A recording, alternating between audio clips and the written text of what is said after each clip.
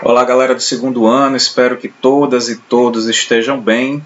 Justificar um pouco a nossa atividade do último encontro, em que eu me apresentei a metodologia e apresentar a pesquisa para vocês como uma ferramenta importantíssima para a sociologia. E dizer que esses espaços em que a gente atua de forma cotidiana, como o Instagram, por exemplo, ele pode ser um espaço de produção de saberes, ele pode ser um espaço de disseminação de conhecimentos sociológicos.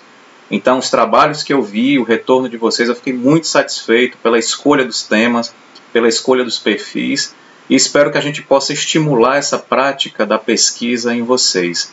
Hoje, a gente vai dar prosseguimento no capítulo 7, Democracia, Cidadania e Direitos Humanos.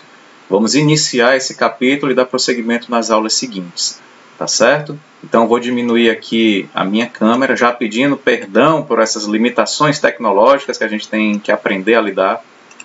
E vamos aqui iniciar a nossa conversa, trazendo essa imagem maravilhosa, afirmando o capítulo que a gente vai discutir, que é Democracia, Cidadania e Direitos Humanos, capítulo 7, iniciando o segundo bimestre.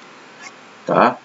Então, eu trago essa imagem da Anita Malfatti, essa pintora brasileira, modernista, que viveu até 1964, em que ela pintou esse quadro maravilhoso denominado Marinha, Casebre e Pescador, em 1950.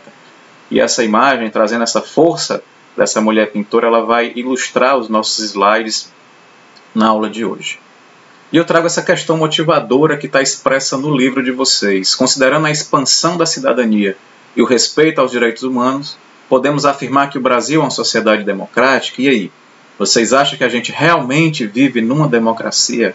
Essa é uma questão que fica para que vocês reflitam, né, e que certamente, em alguma medida, pode também se apresentar no Enem, em exames que vocês façam aí para a entrada no ensino superior, porque é uma questão bem contemporânea, bem atual, essa discussão do país enquanto uma democracia.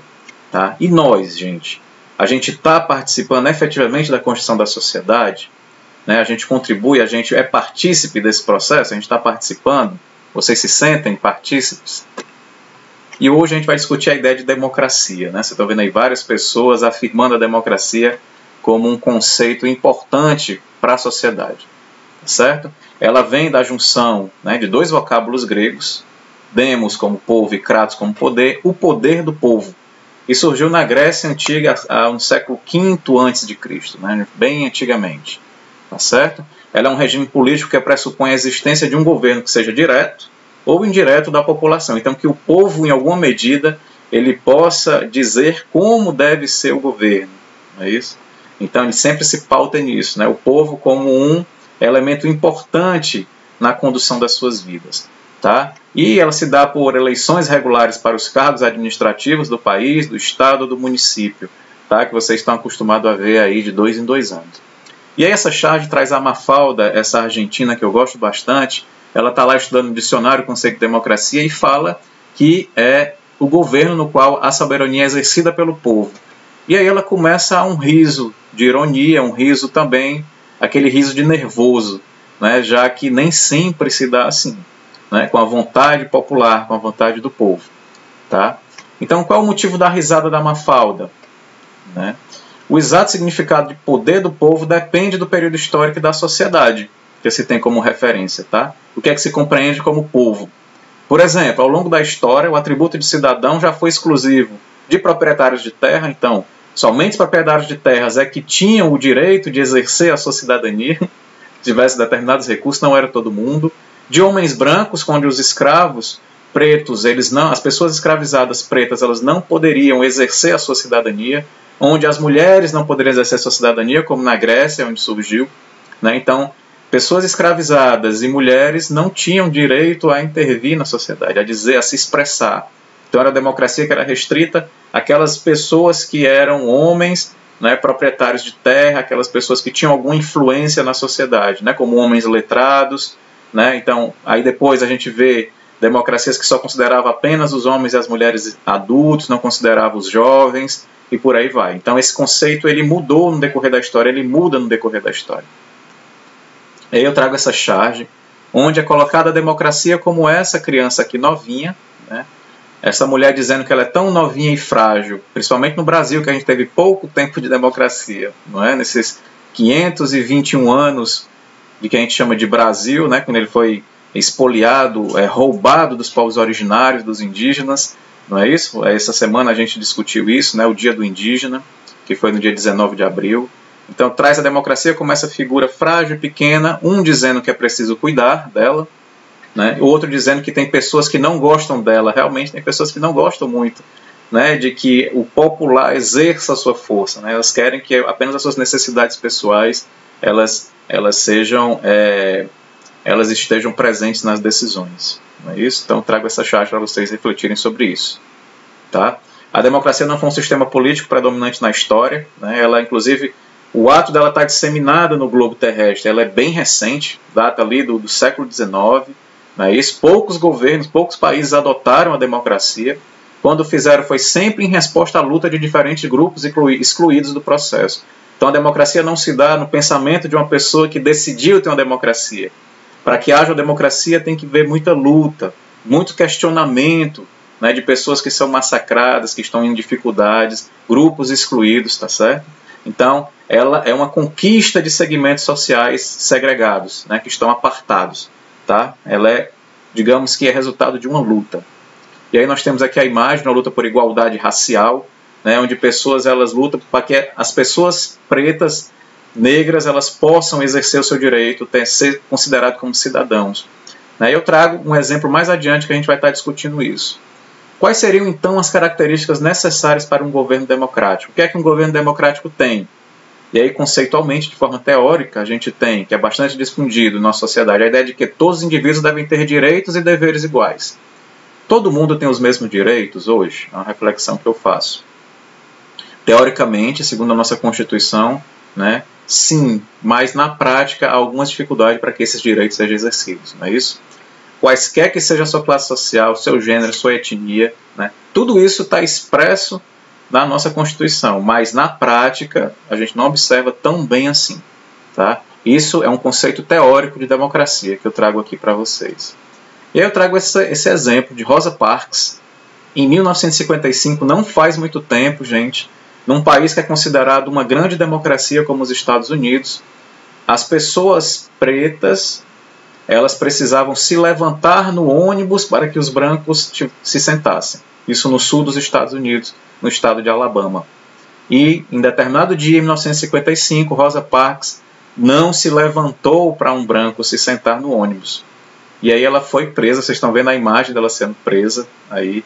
E aí vejam que isso acontecia num país que era considerado uma democracia. Então vejam que não é tão fácil a gente colocar aquilo que teoricamente é expresso na nossa prática cotidiana. Então isso se tornou um símbolo de resistência. Rosa Parks se tornou um símbolo de resistência junto com Martin Luther King, né, lá nos Estados Unidos, na luta pela igualdade racial. Tá? E aí eu trago essa mensagem dela, que ela diz que você nunca deve ter medo sobre o que você está fazendo quando sabe que é certo. Então ela tinha convicção de que não era certo as pessoas que estavam no ônibus se submeter a essa lei racista que existia nos Estados Unidos naquela época. Tá? Então nós temos aqui 3 expressões de democracia, 3 conceitos: a democracia direta, a democracia representativa e a democracia participativa. Tá?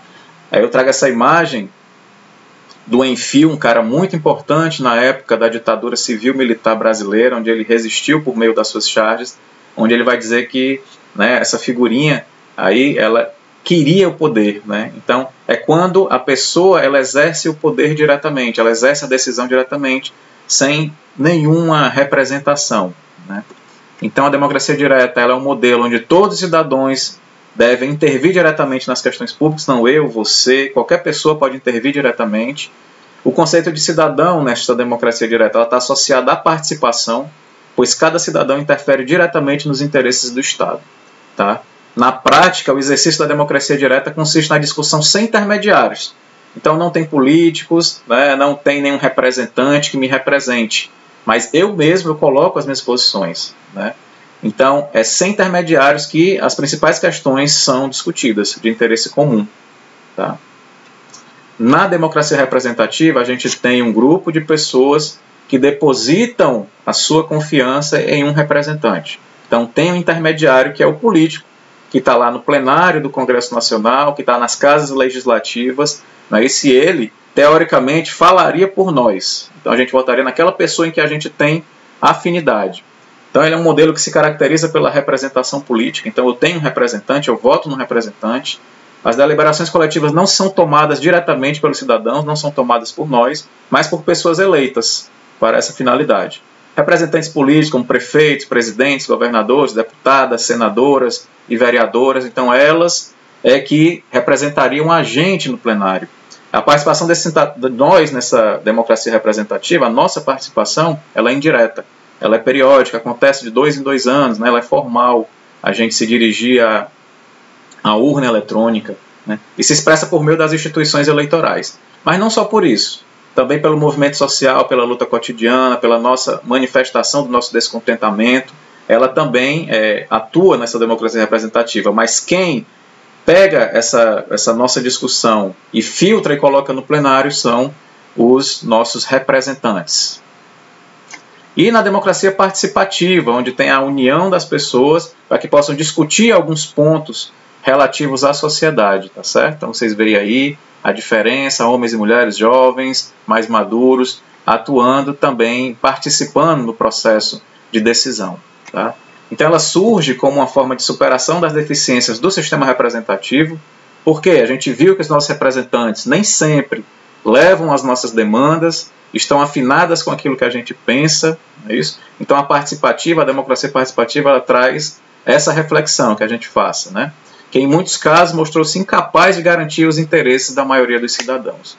Então a participativa vem para isso. Visa ampliar a participação social nossa, dos vários segmentos da sociedade, tá? Em assuntos públicos para reduzir a distância entre representantes e representados.